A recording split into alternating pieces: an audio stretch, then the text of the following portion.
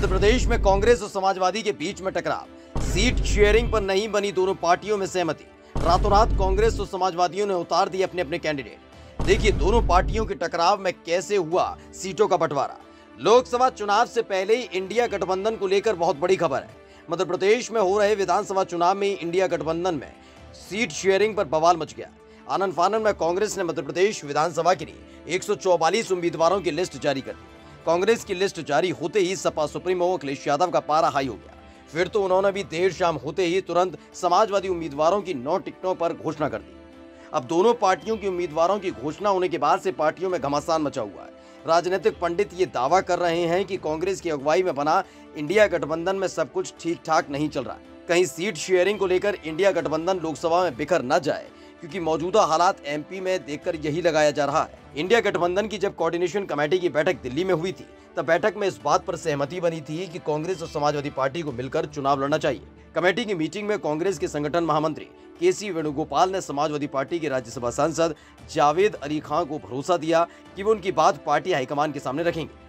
सूत्र बताते हैं कमलनाथ इस बार समाजवादी पार्टी के लिए सीट छोड़ने को तैयार नहीं। कांग्रेस की तरफ से एमपी के प्रभारी रणदीप सुरजेवाला और समाजवादी पार्टी से सांसद रामगोपाल यादव को सीटों के बंटवारे पर बातचीत की जिम्मेदारी दी गई, लेकिन नतीजा ये रहा कि दोनों ही पार्टियां एक दूसरे के खिलाफ चुनाव लड़ने की तैयारी कर चुकी हैं। मध्य प्रदेश में कांग्रेस समाजवादी के बीच में टकराव, सीट शेयरिंग पर नहीं बनी दोनों पार्टियों में सहमति। रातों रात कांग्रेस समाजवादियों ने उतार दिए अपने अपने कैंडिडेट।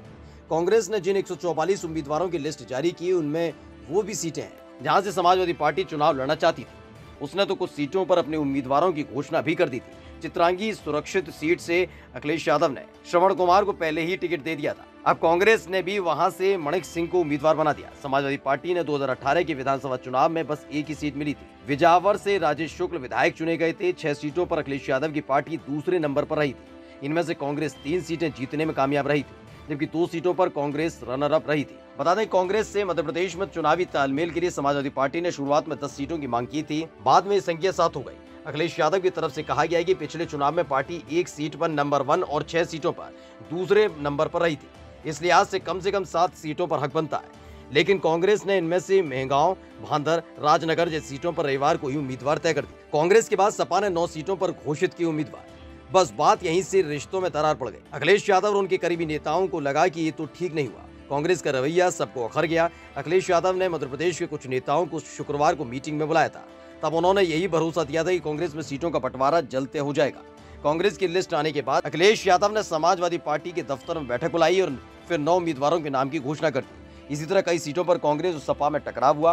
फिलहाल कांग्रेस और समाजवादी पार्टी के बीच जारी इस तनातनी का असर लोकसभा चुनाव पर पड़ेगा या नहीं, ये समय ही तय करेगा। Bureau report, Sam TV. Subscribe करें साम टीवी, क्योंकि हम आ गए हैं अब आपके बीच। दिखाएंगे सत्ता के वादों और अपराधियों के एक एक कारनामे की हकीकत।